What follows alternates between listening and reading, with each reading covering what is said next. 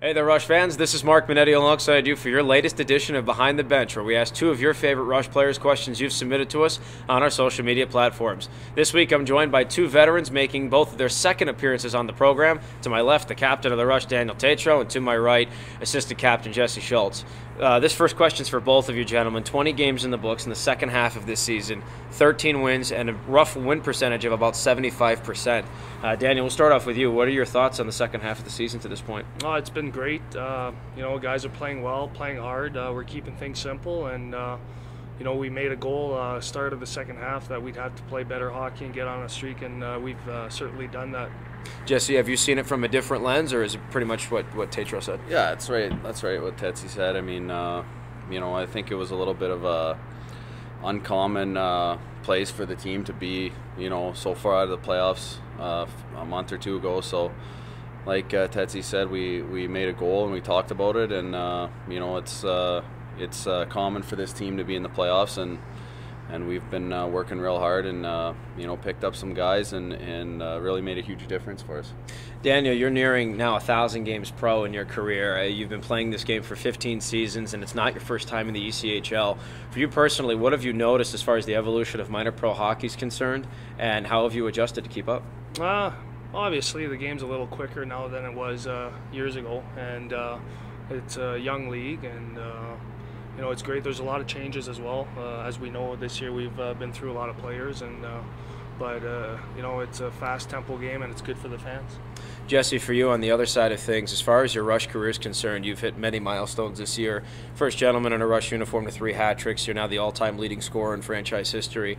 20 years from now, when you reflect on your career, what memories will you have of Rapid City?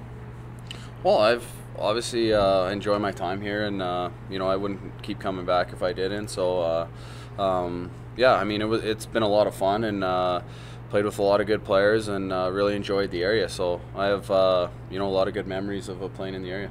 Well, that'll do it for your first half of Behind the Bench, folks. We'll be back after a word from our sponsors with your second half. My job at Assurant involves keeping our customers informed at a time when they need us the most. I care about doing a good job for my company, but mostly I care about the people I serve. I found the same spirit of caring in a lot of my coworkers at Assurant. In the communities where we operate, we get involved with outreach groups and local charities.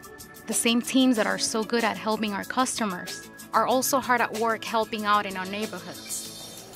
I think if I had to tell somebody one thing about Assurant, I'd say we care.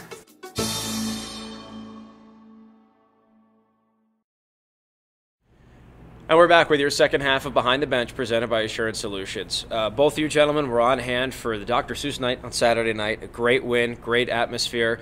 For both of you personally, from the jerseys all the way to the win, what'd you think of the evening?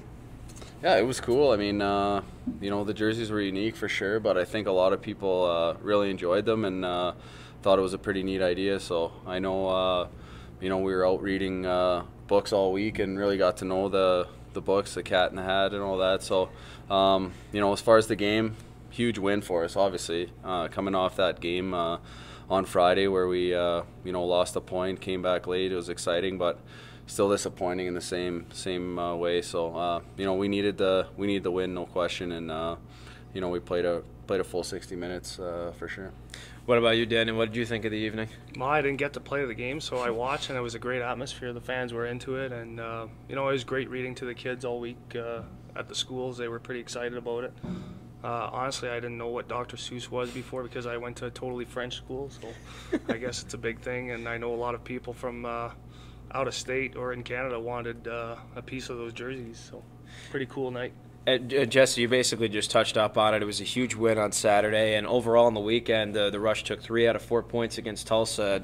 As you had said, 2 very much needed 3 points that you guys got. How do you carry that momentum now, the last 17 games of the season? Well, I think we try to continue what we've been doing. I mean, we had a little bit of a lapse in the game on Friday, but overall we've been playing pretty well, and we've been playing real well on the road, and now we got 3 big ones coming up, so I think we just try to continue what we've been doing. Yeah, continue our success on the road. We've been playing well, keeping it simple, and we've been playing playoff hockey basically for the last month and a half here, so That's been one of the reasons we've played with a lot of intensity, and if we do have a bad game or two, we bounce right back. So. Thanks so much for joining us this week, guys. That'll do it for your latest edition of Behind the Bench, presented by Assurance Solutions. Don't forget to submit your questions for your favorite Rush players on our social media platforms.